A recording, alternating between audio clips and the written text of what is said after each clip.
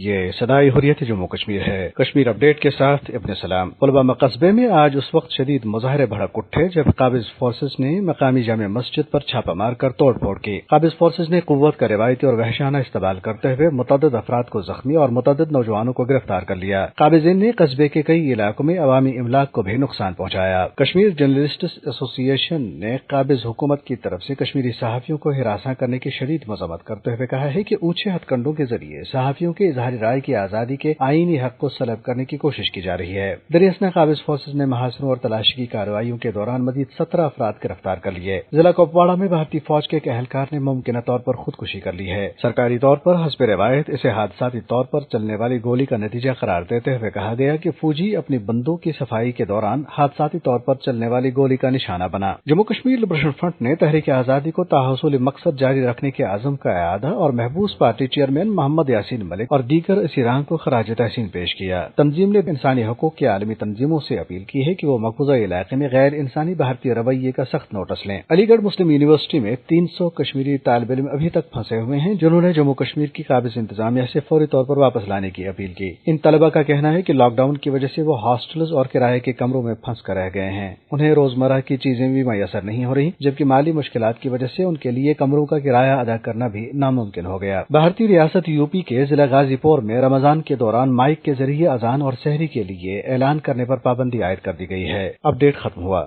مقبوضہ کشمیر میں بھارتی جرائم بے نقاب کرنے والے باضمیر صحافیوں کو مقدمات میں جکڑنے کا مقصد ان کو ڈرا دھمکا کر خوفزدہ کرنا ہے تاکہ وہ سچائی بیان کرنے سے باز رہیں، لیکن کشمیری صحافی جو اس سماج کا بنیادی حصہ ہے کبھی بھی اپنے لوگوں پر ہونے والے ظلم اور ناانصافیوں پر خاموش نہیں رہیں گے۔ اس حوالے سے سنتے ہیں جموں کشمیر مسلم لیگ کے کنوینر اور حریت کانفرنس آزاد کشمیر شاخ کے رہنما اشتیاق حمید کی گفتگو۔ 5 اگست کے بعد کشمیر کی صورتحال مسلسل لاک ڈاؤن کے نتیجے میں پہلے ہی انتہائی ابتر تھی اور کورونا وائرس کی آڑ میں بھارتی حکمرانوں اور فورسز نے ظلم و تشدد میں مزید اضافہ کر دیا۔ حکومت ہند اور ان کے پالیسی ساز اداروں نے وادی کے اندر ان کے ظلم و جبر کی داستان دنیا تک پہنچانے والے کشمیری صحافیوں کے خلاف غیر قانونی اقدامات اٹھائے۔ بھارت نے کشمیری صحافیوں سے روز اول سے ہی انتقام گیر پالیسیوں کے ذریعے آزاد صحافت کی آواز کو ختم کرنے کی کوشش کی۔ قیادت حکومت ہند کے ان غیر قانونی